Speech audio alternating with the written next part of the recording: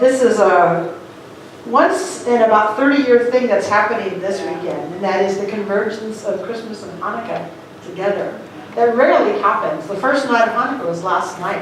Usually Hanukkah is done or almost done by the time we get to Christmas. So it seems like it's extra special, powerful, the message of light right now. You know, we've just celebrated the solstice, the longest night, and then the light beginning to return. We here had our candle lighting service last weekend. We've got Hanukkah, which is a story about light lasting longer than people expected. And we've got the story of Christmas, which is, among other things, the idea of hope and light being burst onto our planet. So I thought it would be fun to light these 7 candles today in honor of all the light references and light celebrations going on today. So I'm going to light this first candle of joy, despite any sadness that one may be feeling. And I'm going to light this candle for hope, for a future, and a today that's bright. I'm going to light this candle for courage, for the fears that still may be hanging around. I'm going to light this candle for peace, for ourselves, our families, and the world. I'm going to light this candle for grace. Grace to ease our burdens and keep us in the flow of spirit. I'm going to light this candle for love, to feel inside of ourselves, to inspire others, and to share. I'm going to light this candle, just knowing that our light shines bright in our hearts today and all year long. So with the 7 candles burning, we celebrate in a beautiful way all the references of light that's happening today. So Mary Christ consciousness, those 2 last words, Christ consciousness, are words that our founder, Ernest Holmes, uses a whole lot in his textbook. But they are words that if you're around very much, I don't. The reason I don't is because I think that they are confusing, especially to new people, because of that second word. Most people in our culture hear the word Christ and automatically think Jesus Christ. Christ is not his last name. There's people who still believe that that's part of the name. It's not his last name. But Christ consciousness is something altogether different. It's not just referring to Jesus.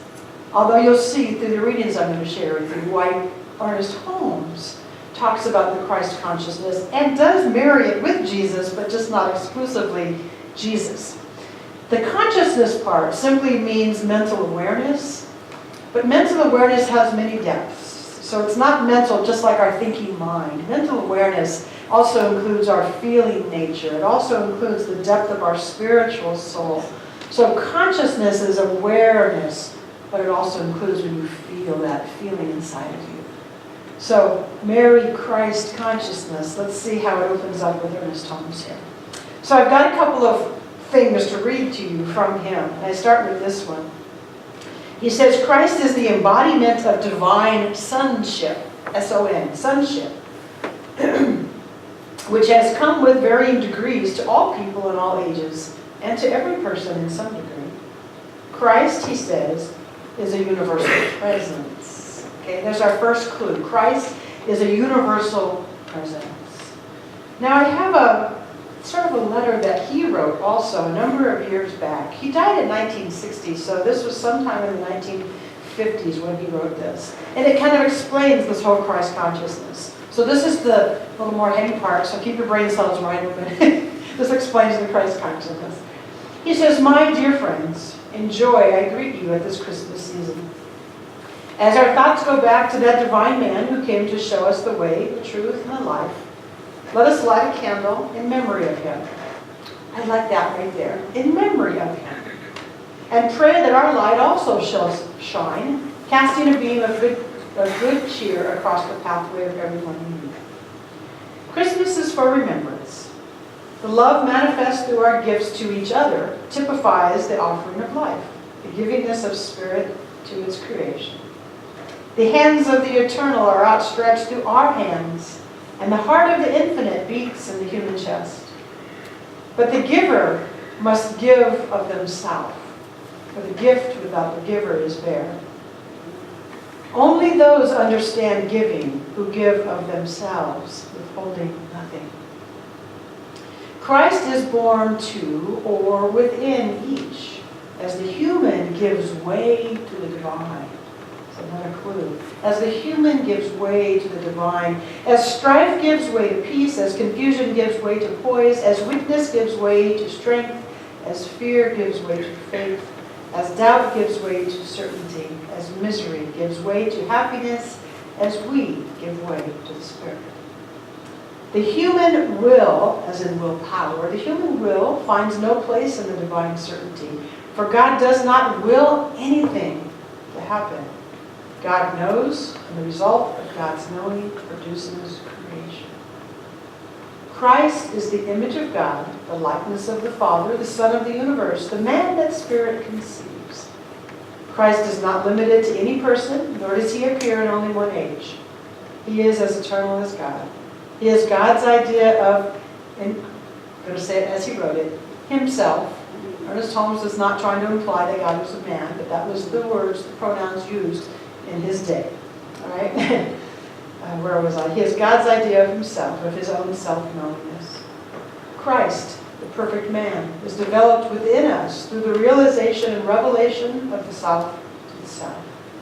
God is us. God in us is Christ. And Christ in us constitutes our sonship. Every person is a potential Christ, and as yet undeveloped divinity. From the least to the greatest, the same life runs through all, threading itself in the patterns of our individualities. God is over all, in all, and through all. May love surround and glorify all your gifts and words of cheer in this Christmas. I take you by the hand and wish for you a Merry Christmas and a glorious New Year. In love, Ernest Holmes. There was a whole lot about Christ consciousness in there. So I don't need to say a whole lot more. He was talking about the idea that the Christ within us, the God within us, is the Christ consciousness. And let me just finish up this last piece for him, because he has so much to say about the Christ consciousness. There is no one particular person predestined to become the Christ. We must understand that Christ is not a person, but a principle. It was impossible for the man Jesus not to have become the Christ, as the human gave way to the divine, as the man, the person, gave way to God, as the flesh gave way to spirit, as the will of division gave way to the will of unity. Jesus, the man, became a living embodiment of the Christ. If we can look upon Jesus from this viewpoint, we shall be able to study his life as a living example. You can hear that Ernest Holmes definitely intertwined the ideas of Jesus and Christ together. But I just want us to understand that when you hear or read Christ consciousness, it is not necessarily meaning Jesus' mind or Jesus' consciousness. It means the same universal principle of God that was within Jesus is also within all of us. And as Ernest Holmes says, we all get it to different degrees at different times as we allow that principle to work through us. Jesus is an example of somebody who lived it really well, at least from the stories and the records that we have of it. He seemed to really get that and embody his own Christ consciousness, his idea of the Spirit within. Ernest Holmes says we want to use Jesus as an example. So, an example of what? I have some teachers from the Aramaic Institute, and among all the different teachings of Jesus, they boil it down to this. Jesus' message was love, bless, and do good. That's it. Love, bless, and do good. Like, let's not complicate it all. He taught love. He taught praying. He taught the Father within. He taught forgiveness. He taught hope. But I like that the best. Love, bless, and do good. So for all of you to exemplify and be like Jesus, that's all you got to do. Love, bless, and do good. That Christ is born in